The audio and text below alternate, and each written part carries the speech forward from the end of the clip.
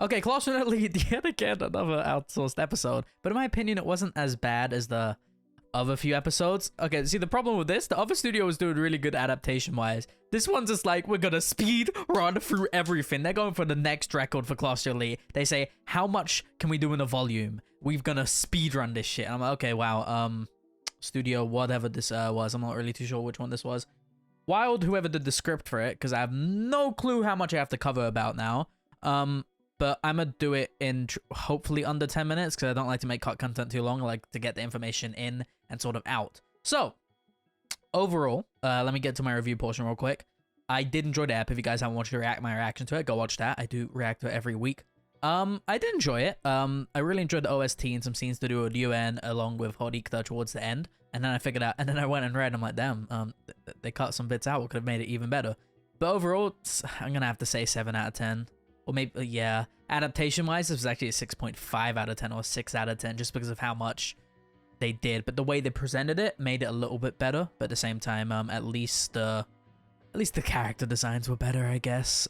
Damn, it's just a little bit depressing. But it happens, I guess, right? I hope next one's better. So let's get into like what was cut. And I don't, if I cover literally every single detail, that's kind of wild. So I'm going to cover the main bits. But then again, there are obviously videos on YouTube where you can watch the whole volume recap. So obviously we start with last episode where Kiyotaka and Horikta were sort of talking, and obviously they're talking about Kushida and how she would betray people, and Kiyotaka's just like, yeah, maybe she got, you know, a little bit of a slip under the table from UN. That's what's happening, right? He questioned Horikta, saying maybe you two seem to have a connection, a shared fate maybe. And Horikta sort of evaded the eye, saying her and Kushida have no bond whatsoever.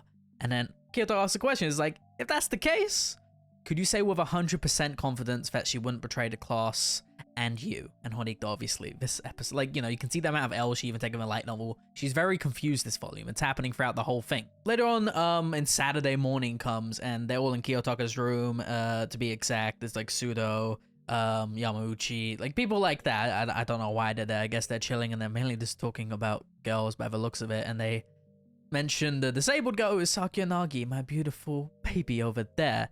Not too important, so I guess it doesn't matter what gets cut. It's just Yamagoat being Yamagoat, and this does set up some future stuff with Yamauchi's character development, if you will. If you know, ya know, I guess, maybe. Just mentioning Arisu is kind of important over here, so just remember that. But overall, not too important that I got cut. Kiyotaka had to leave, but he just left like the three in his room because he had to meet up with Kushida and Horikta, obviously. He just left and just pretty much said, oh, you do what you want. I can't make you leave. I tried to hint it, but I've give up now.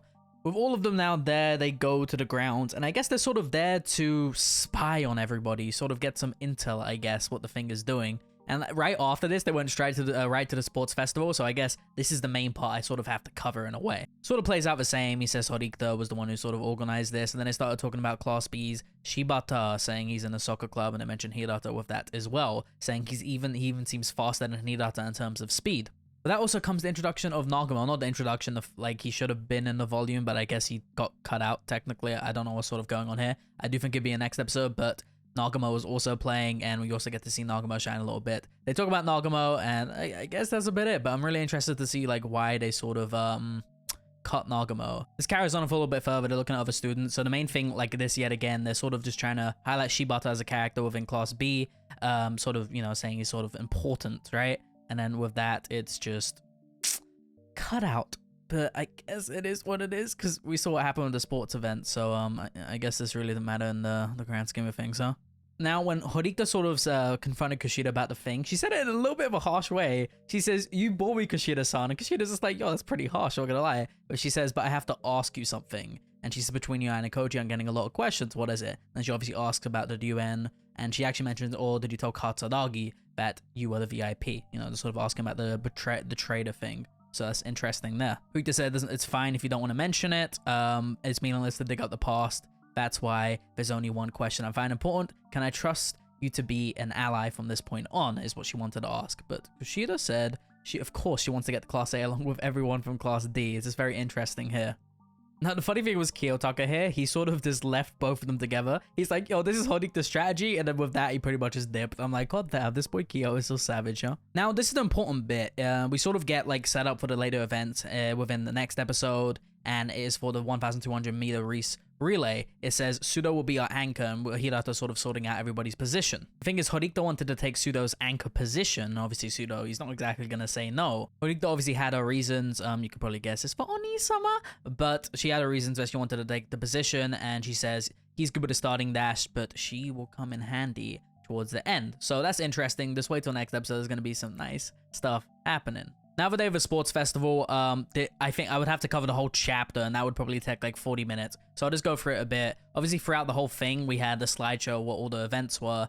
But during these events, obviously, we had the strategies lying to them. We had the Konji thing, what was pissing off Pseudo, where he tried to, get Konji to do something, but Pseudo started to snap bit by bit. And this sort of carried on throughout the thing. In every event, he was just sort of put on pressure, Yuan teasing him, just everyone sort of teasing him, and I was just like, this ain't going good. This really ain't going good for Pseudo, and eventually, obviously, saw what he snapped. Now, the main thing that was skipped, what your boy was upset about, is the race between Mio, Ibuki, and Horikta, Suzune. I'm like, bruh, what's going on? Why'd they do this? They had a really cool race, is where Ibuki, it was very intense, I would say. This was a race where anyone could have pretty much won. It was about to be Ibuki, it was about to be Horikta, Ibuki, Horikta, and towards the end, Horikta narrowly managed to pretty much get through the goal first, and Ibuki was pissed off and kicked the ground in frustration. Even Kiyotaka understood how she felt in this situation. Then we obviously had the next few events, but like I said, I can't, if I wanted to cover all of this, the amount of time that would take is sadly very, very long, and I really do want to cover all of it, but your boy's kind of busy today, so that's kind of annoying a little bit. But I promise you, if you type in Volume 5 explained on YouTube, you might as well watch the whole video on that, because it's kind of wild how much was skipped in a sense. But, like I said before, we obviously had events between Class D and Class C, and Pseudo was getting pissed off. He's getting clowned on the whole time. Ryoma was playing these dirty tricks on Horikta, he was playing it on Pseudo, and just sort of setting up something what we saw towards the end. And finally, I guess we could sort of get to some other events. What was skipped? We had a tug of war one, what is obviously kind of cool too, and that didn't also go too well either. So nothing was really going our way today. I'm not even gonna lie here. That's kind of depressing in a way. Pseudo had a race with Shibata, and thankfully, it was hard, but he managed to win in the end. So that was good for Pseudo. You do love to see it, yo. Then we obviously had the race between Kinoshita, the three-legged race with Kinoshita and Horikta, and obviously something bad happened over there, and she came last because she had a pain in her leg. What sets up something, obviously, we know a little bit later. And another thing that was skipped was the scene with Kay, actually, which I was really upset got skipped because it was actually such a cute scene, and there's no way, obviously, it's going to be redone because that's long gone now. Like the first year's girls cavalry battle, I guess you want to call it, is what they're calling it here. And we have this really cute battle of Kay where she's just on Shinohara, I believe it is. And it just looks so adorable, bro. Like, why'd they do this to my girl Kay? At least she gets some scenes in the episode, right? Horikta, obviously, within this race too, she didn't really have it too well. She sort of was just knocked off in a quite dramatic way, it tells me, and collapsed to the ground. So Horikta's taking L's this volume, but it didn't even show all of them. And I do like Horikta, but if you don't like Horikta, this is probably your favorite volume in the series, I'm gonna be honest.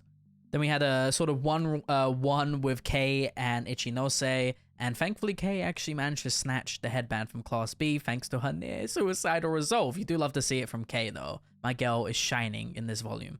Then we had the boys horse race. I don't know what the event was called. I'm talking about the same type of thing with the boys. And he had the altercation between Yuen and Pseudo. And he says, "Oh, I remember your name, Pseudo. When I stepped on you earlier, it looked quite painful." And then Pseudo says he's going to return the favor, but he kept taunting Pseudo, just trying to make him snap, Bit by bit, I'm telling you, because he knows Pseudo's weakness. He knows that Pseudo snaps quite a bit. So if he says, okay, I'm going to pry at him bit by bit by bit, eventually this guy is sort of going to snap. And look what happened within the episode. He punched Hirata. Pseudo was so close to grabbing Yuen's headband, but obviously he couldn't. They going to prove that Yuen had something on his headband, because when he tried, its hand slipped off. So obviously, in truth, Yuen used hair gel, but they couldn't even prove this. It was foul play. But sadly, pissing off Pseudo even more, they lose this event. Then we have the scene where Pseudo punches Hirata, but in this scene it describes to us more that Pseudo was bloodshot. His eyes was bloodshot. Pseudo's been taking L's throughout this whole volume. He's being pissed, treated like a clown, and by the end of this, he was pissed. He was pissed, and he was in a rage, and he just stumbled away like he couldn't take it anymore, and he snapped. Then we have the scene where Ayanakoji sort of called Horikta useless. He says, "How long do you plan to be useless, Horikta?" And this defended her, but he needed to wake her up. Kiyotaka said no matter what he said, even if it hurt her, he had no choice. He had to wake up Horikta in this situation. She was sort of falling into an abyss, kind of, and He realized this, so he had to do whatever he could, even if it hurt her feelings, I guess, to sort of wake her up. He says if you're aiming for Class A, the limits how much you can do on your own, which obviously Horikito was stunned by this. And I'm not too sure, because I'm trying to find a quote where he exactly said, as you use K, or as I use K and Hirata as my weapons, you should use Pseudo. But it's like making me think like, yo, like, did he, I can't remember, he said out loud in the anime, like that type of line. So I'm just interested if the light novel, because I can't really find a quotation mark there. So I'm interested though, if he went and said that. Someone let me know in the comments. Then we go to the scene where obviously Kinoshita's in the nurse room and Horikita's there. But the difference is, and Yuen's there obviously too, but the difference is Chabashiro-sensei is there too. There's a teacher present. So within the conversation with Yuen, it's almost just like he's acting so innocent, and it's so much more frustrating because we know the thing is Kinoshita's leg. You know, Yuen was obviously made it a little bit worse than what it was, but he's playing such a nice character here. Well, not nice. He's playing Yuen nice, if you want to call it that. And Chabashiro can't do anything. It just looks like Horikita's injured someone in another class, and it like he's just like it makes it a lot worse for Horikita because she can panic, and Chabashiro's there. So Yuen's all composed, and obviously Horikita she ain't having the funnest time at the moment. Like it really ain't good for her. Chabashiro asks Horikita a question saying you only look behind you with the race with Kinoshita, and she asks why she did that. Horikita says because she kept calling her name, and Chabashiro asks, is that true? And she says, I never called her name. It's just like, bruh, poor Horikita. And Yuen sort of teased after saying, see, she denies it, sensei. She has strong-willed and hates to lose. And he says that's a crime. So Horikita is taking big L's yet again. You do hate to see it. And after this, I guess I'll move on towards the thing with the talk with Manabu. What was interesting, what was very, very interesting. Horikita realized she only thought about herself, and this was due to her carelessness. She didn't even anticipate anything of Yuen. And this happens with Manabu sort of walking past too. But the thing is, Manabu speaks to her here. In the anime, he aired her. But he says, do you understand Class D's situation? I guess it was sort of flipped around in anime, saying Horikita saying, I understand Class D's situation. But Manabu actually asked, do you understand Class D's situation? Horikita says, I'm starting to. And she says, don't worry. I won't bother you, big brother. And she wanted to sort this out herself. And he says, please excuse me on that. Obviously, Manabu left. It's like, damn. Really hitting a little bit hard, and I'm really interested to why they didn't make Manabu speak. I guess they're sort of saving it for a big occasion. Later within season 3 we'll get. But overall, that's pretty much it. I'm sorry I couldn't explain. I don't have too much time today, sadly. And I don't really know, like, I guess the sporting events were skipped, but the main thing you really need to get out of it is that Pseudo was pushed to such an extent and teased in literally every single event to the point that he broke, and it's just so not fair for Pseudo, and it's not fair for Horikita. It's like, what's going on there? So that's pretty bad for them two, at least. Everybody else sort of shining within this volume. And we got a juicy episode next where Horikita sort of has more of our character development and a lot of other stuff going on. So pretty good. We got to 10k as well, so I'm gonna thank you guys for 10k. You guys really helped me, the Classroom Elite community, and I really promise to do vids in the future, which are coming towards the end of the week, so don't worry about that. Anyway, I'm gonna wrap up now. Your boy's gonna be busy for a bit, so expect this video a bit later than usual. And yeah, that's about it. I'll see y'all next time. Sensei, out.